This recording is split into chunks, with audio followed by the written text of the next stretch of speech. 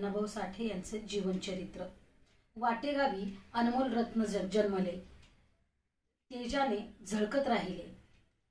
वंचितांची शोषितांची संघर्षगाथा त्यांनी लिहिली।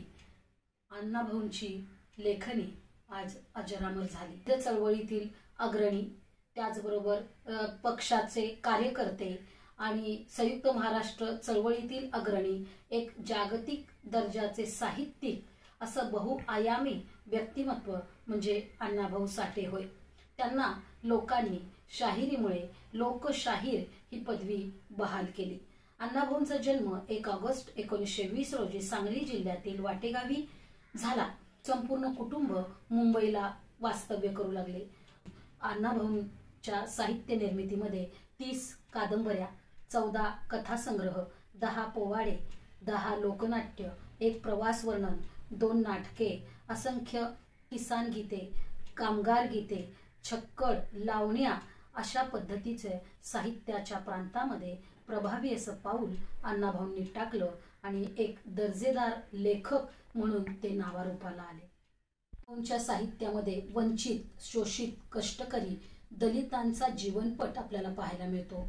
जे समाजाच्या म्हणजेच गावकुसाबाहेरचा जो समाज आहे त्या समाजाचं जीवनचरित्र अण्णाभाऊंनी आपल्या साहित्यातून मांडलं। अण्णाभाऊंच्या नायिका आणि नायक हे पराक्रमी, धाडसी, बाणेदार आणि देशावर प्रेम करणारे असे देशभक्त आहेत आणि कुठेही चारित्र्याला कलंक लावणार नाही। नायक हे स्त्रियांबद्दल, सर्वांबद्दल आदर आणि सन्मान देणारे असे अण्णाभाऊंनी चित्रित केलेले आहे। अण्णाभाऊंचं साहित्य हे कल्पनेच्या पंखाने भरारी घेत नसून वास्तव दर्शवणारं असं अण्णाभाऊंचं साहित्य आहे आणि म्हणूनच जागतिक कीर्तीच्या या साहित्यामध्ये अनेक विदेशी, देशी भाषांमध्ये अनुवादित साहित्य झालेलं आहे। त्यापैकी चित्रा ही कादंबरी रशियामध्ये अभ्यासक्रमामध्ये समाविष्ट करण्यात आली होती। त्याचबरोबर सुलतान ही कथा रशियामध्ये अण्णाभाऊंची लोकप्रिय झालेली आहे।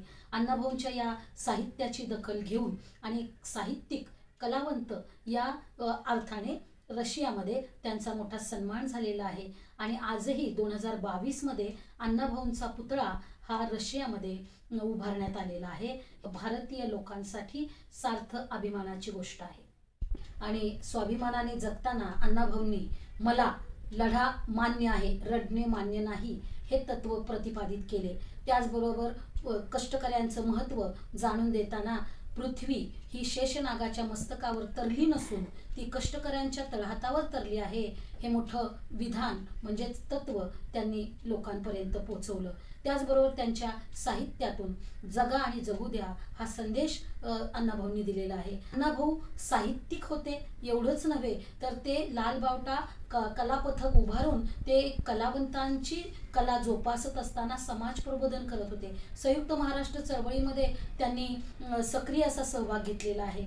इप्टा या अखिल भारतीय कलावंत संस्थेचे ते सभासद राहिलेले आहेत। त्याचबरोबर अण्णाभाऊंनी विविध प्रकारे लोकांमध्ये जनजागृती निर्माण केली। म्हणूनच अण्णाभाऊ हे जागतिक स्तरावरचे एक साहित्यिक, त्याचबरोबर कलावंत आणि समाज प्रबोधनकार असे आहेत। या लोकशाहीराला अभिवादन करताना एवढंच म्हणावं लागेल, अण्णाभाऊंच्या लेखणीला परिवर्तनाची धार आहे। अण्णाभाऊ साठे हे भारताची शान आहे। अण्णाभाऊ साठे हे भारताची शान आहे। धन्यवाद। जय महाराष्ट्र, जय भारत, जय हिंद।